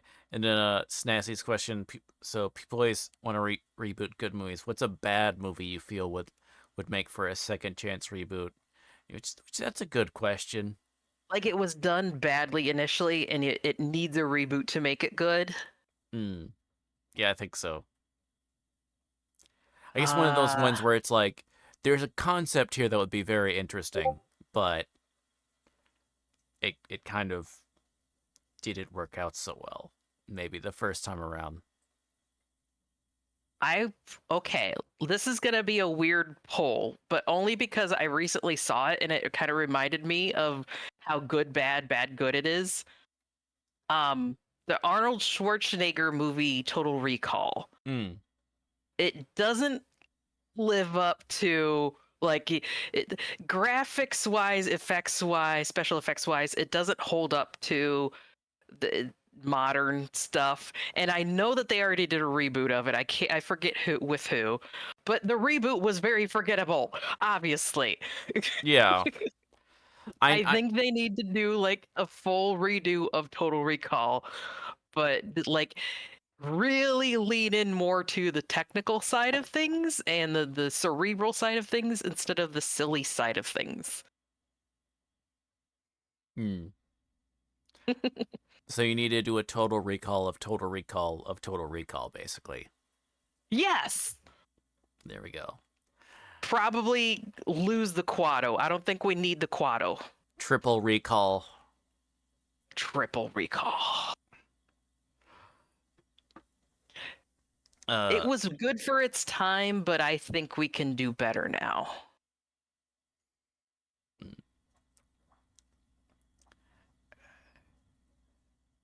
but yeah, that's a good question.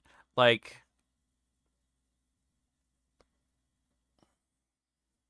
I don't know. Stuff for me that would be kind of like the stuff that I would run a beat would be more like stuff that's like it's like this movie Total was recall section. yeah that would be okay.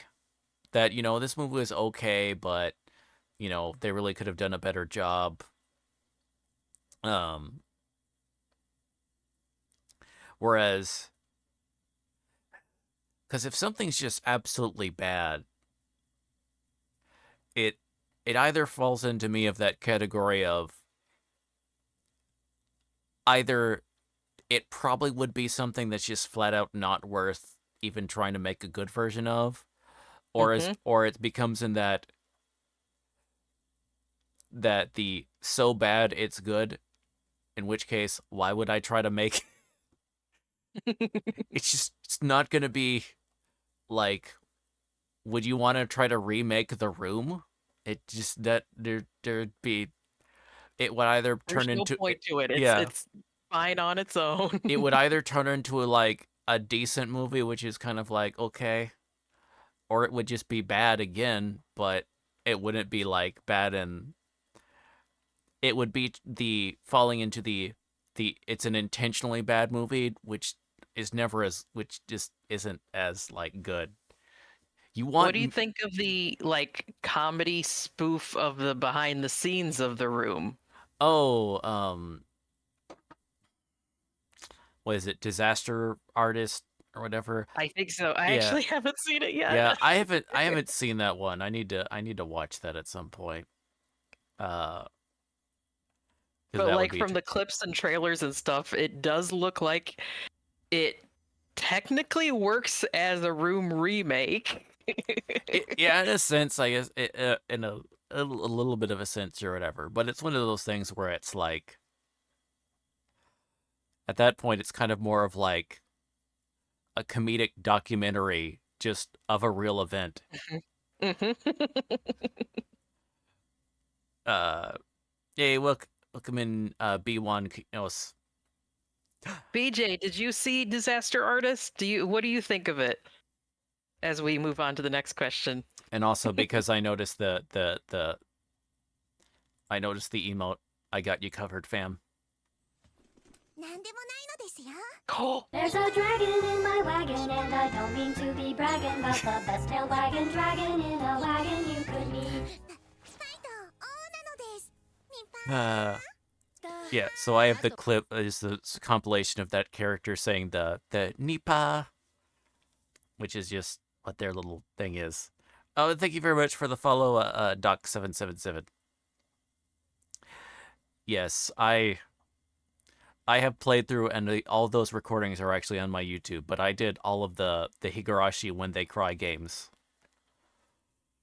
So, and that was fairly, Remember and that was watching the anime, not knowing what I was getting into at the oh time. oh gosh, yeah, that these are such cute characters. Heh heh heh heh heh heh. The fingernails thing is the Oh worst. oh I'm still traumatized from that. oh gosh, yeah. Oh. And especially even like the visual novel, it's like it's even like more of like going from the humor is even more like wackier and stuff like that. Hmm. That even like than the anime adaptations. So when it makes that turn, it it It's makes a it hard it turn. makes it it makes it even more of like just some major whiplash. Uh I going back to that earlier question, I think if you asked that same thing question of, favorite collab moment of the people that I've collabed with, every single person is going to have a different answer, not necessarily of a collab that they were in either. As I think the interesting thing that happens with collabs is a difference of point of view creates the humor. oh yeah.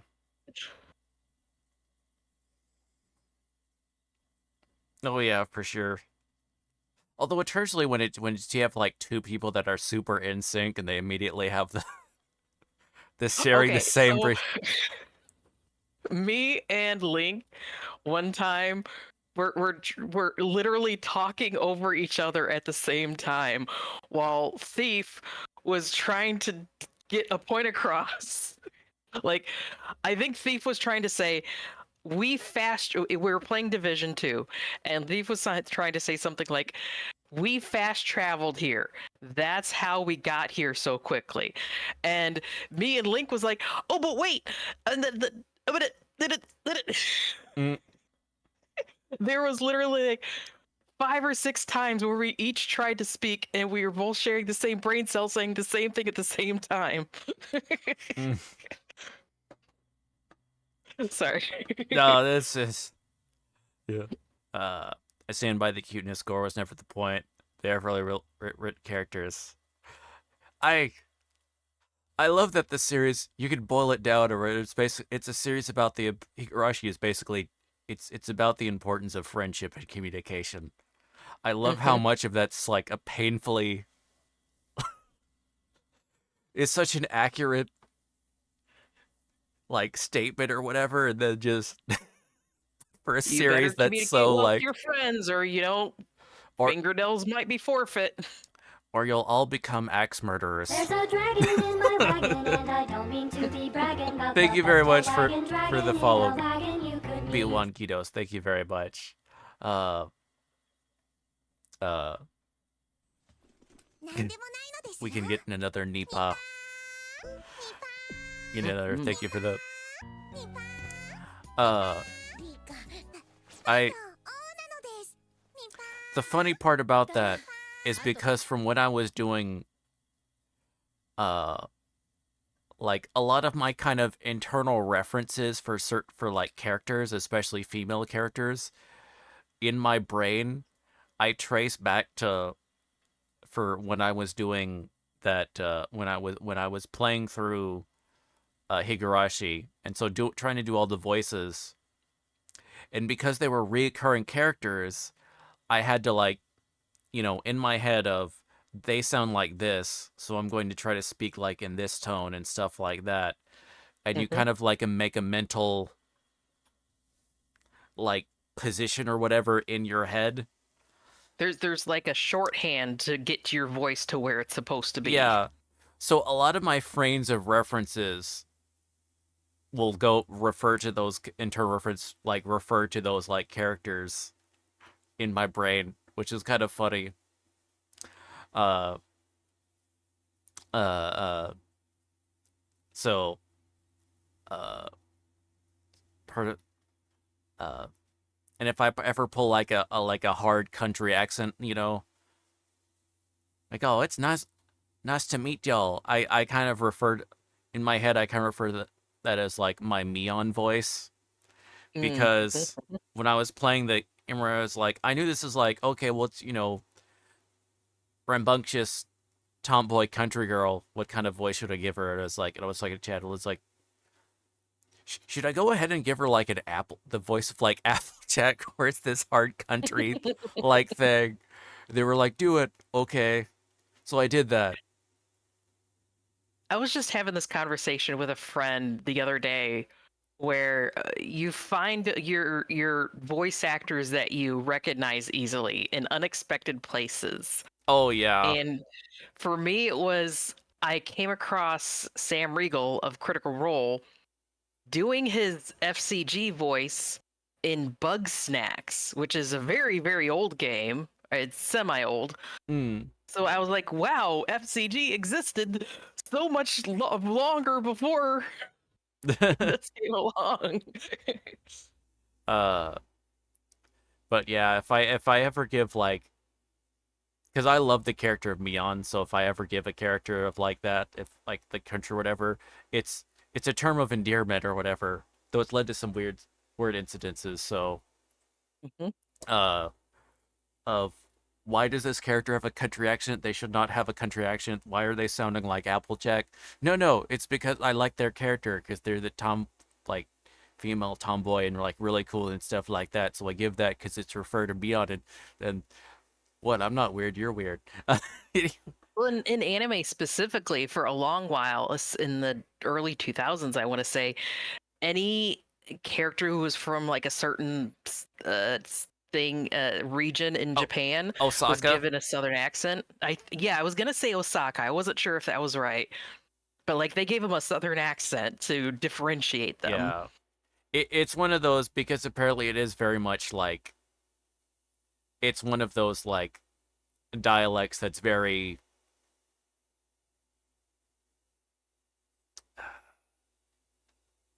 It's highly recognizable, Yeah. and I think they wanted to make it as recognizable in English as it is in Japanese. yeah, which makes sense. You know, you're wanting something that's super colloquial and honestly can be, you know, so what's going to be that for an American audience? Some sort of like country or like Texas accent. Mhm. And because of so many voice actors in the US that will be doing the dubbing are live around Texas, so it's going to be like, That was an easy yeah, get. it was like this is something it makes sense translation, and this is going to be the accent that either the person may have it naturally or they Mm. are around people that do. So Okay, so slightly okay, very off topic actually, but it's been bothering me, and I just want your honest opinion on something. okay, what is it? So I ended up getting this little portrait of myself made because my current reactive image was a little bit dated and not quite what I wanted to do. I feel like this kind of fits me a little better. Hmm. But the way that the artist did the highlight in the hair is like their signature thing. Like all their reactive people that they do have this signature little highlight. And after the fact, I couldn't unsee that it looks like she like squeezed some mayo on my head or something. Like there's like some tartar sauce or something, like a streak of it across there. And I know it's supposed to be a highlight, but now that you see it, do you see tartar sauce or do you see a highlight? Do you see mayo? Is this a there's something about Mary situation? There's something about chroma.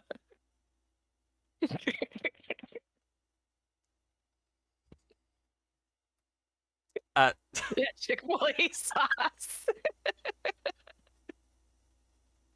I mean, she did amazing. It's adorable and cute, but I spilled some sauce. that's not Chick-fil-A sauce. It is that exact. It actually is that like exact same color, where it's kind of the. Yellowy taupey color.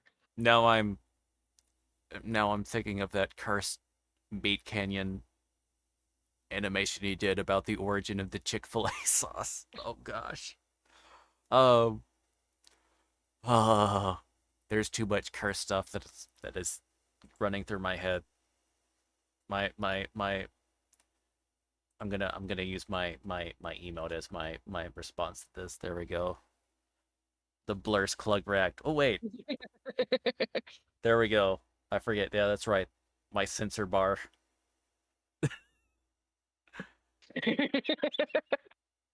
That Uh, just makes me think the SpongeBob thing. Like, I don't need water. I don't need I it. don't need it. Uh, all right. Well, okay. We'll go through these last questions real quick. So, what is some short and long term streaming goals you currently have? Um, Short term is I want to catch up on my backlog. I'm unfortunately really terrible, and I've got like a backlog of games that I promised I would play or at least do a VOD of. And there's also ones that I promised myself that I would be doing. And now I'm streaming much, much less than I did before. I only have 2 days a week Mm. that I can stream. And then of course this little impromptu thing. I might be able to squeeze something in between going to work. So short term is I want to get better about catching up on the backlog. Mm. Long term is I just generally want to spread a lot more positivity on Twitch as a whole. Like, let's be honest, Twitch has several oh gosh, the word is suddenly escaping me. Like when you say Twitch, people think this if they're not actively on Twitch all the time. Oh, Reputation. yeah. So Twitch has certain reputations, and at least by influencing the people that I know around Twitch, I want to spread a better reputation and a better feel and sense of love, community, and togetherness that I discovered along the way. And I want to just enhance it. I want to become a kindness echo chamber, if that makes sense. Oh yeah. Oh yeah, I totally get what you're saying. Yeah, that's very admirable. Okay, and then so here's a question. So if you could collab with one famous streamer, who would you pick? They could be VTuber, could be IRL, whatever. Could be Twitch, could be YouTube. Now, here's my greatest handicap is because I'm generally a little new to streaming and not lurking on as, not out in the know on as many people. I don't know who would be a good one. Like, I can say an obvious one, like Iron Mouse would be amazing, but like, or I can say the nerdy one, which would be Critical Role. Oh my God, could you imagine if I like had a tabletop game with Mercer? Oh, Mm. that would be a badass. Uh, but like in general, I'm so out of the loop of people, and I want to get to know more people in general. But like I spend more of my quality time on smaller channels than I do searching out big ones and seeing what they're doing, you know? Here, I'll just go with Critical Role. Like I wanna go be a dork with them someday. Oh yeah. Uh, and then so our last question will be what advice would you give to people considering streaming or VTubing? And or VTubing, excuse me.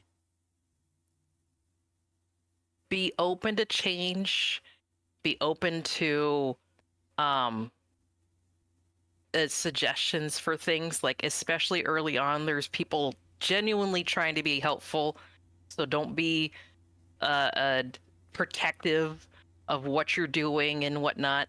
um within reason, obviously. If someone's saying like, oh gosh, your character is ugly, I hate what your game you're playing and shit like that, that's obviously not supposed to be constructive. But yes, do exactly, goat, do what you love, do what you love. um and also be aware of the cost that goes into it: time cost, relationship cost, financial cost. That's another making the sausage thing that people don't talk enough about. I feel there's an investment of time, of resources, of financials in order to get to where you might see your channel.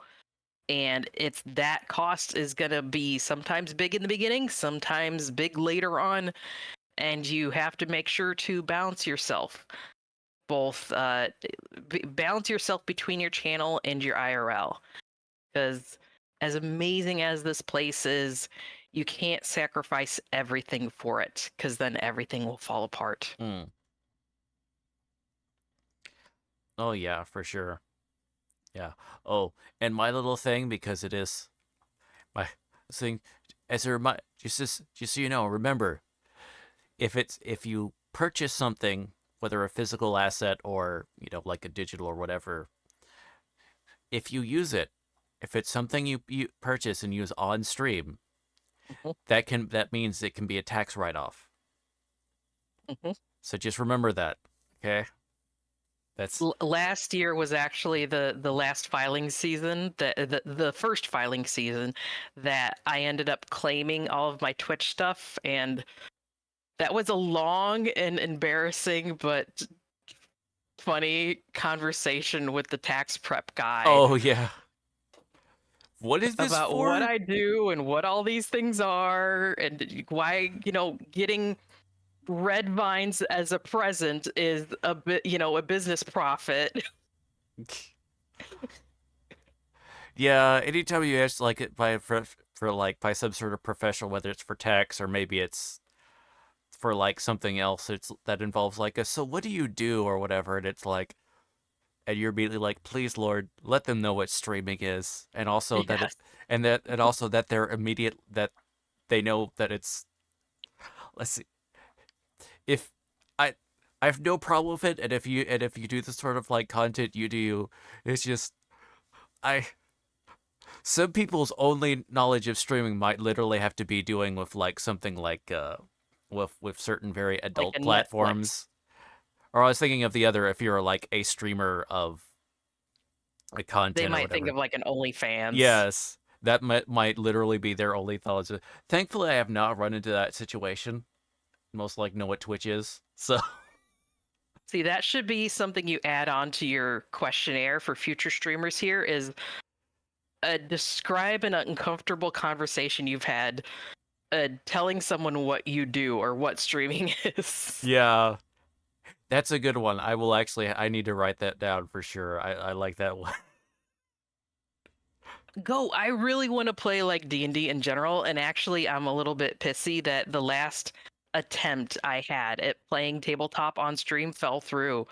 It was the usual problem of people's schedules kept almost matching up but not quite, and then we had to keep delaying things, and then it just never happened. Mm.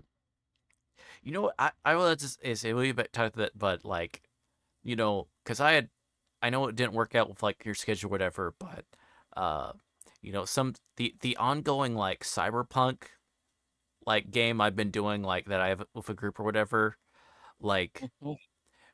at some point we could maybe try to see if we could like schedule like a one-off to where you like show up for one thing and then like stream that. I think that would be like something cool that if it could work, that would be really cool. But I Are obviously you it'd be really talking true. like you played Cyberpunk and then I show you where all the cool secret things are along the Oh way? no, like the cyberpunk tabletop the Oh, game. got you. Yeah, um yes, I the name of it escapes me. I think the race was Cyberpunk Red. I want to say is like the most Red. recent. Or I think yeah. Yes. So yeah.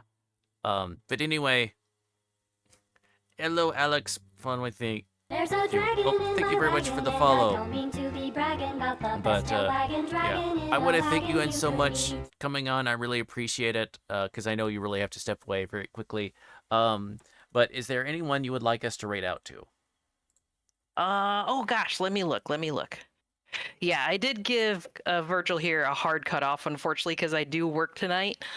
This is technically like my first collab since coming back from hiatus and everything. So I I appreciate you being my first guinea pig of seeing if this particular um strategy would work out. Oh, it's an honor to have you come in. I really appreciate you and making time.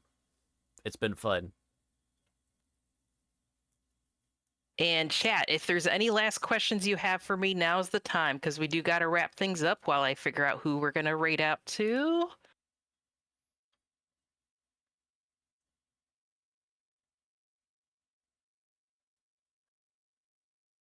You know a lot of people though too, Virgil. Like I was just looking through your socials and see like I think I initially found you through Daziraz, who also Yeah, knows everyone.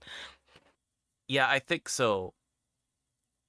Uh, yeah, yeah. So I can pick one. I just like to give like my guests an option of like if there's someone that's streaming that they like that I can. I like people giving that people option. But if you don't have someone right off the hand, we can I can rate into to someone. There's a couple people that I could pick. I'm thinking if we want to keep cyberpunk theme, Ranule is currently playing Hearts of Iron 4. I have no idea what that is, but Ranu is an amazing little bean. Hmm.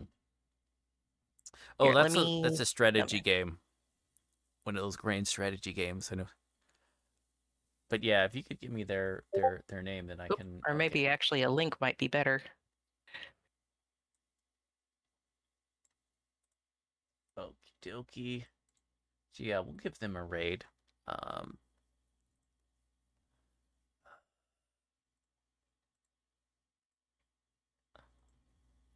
All right. And once again, thank you so much for coming in. I really appreciate it. I'm gonna put up my raid message. Uh,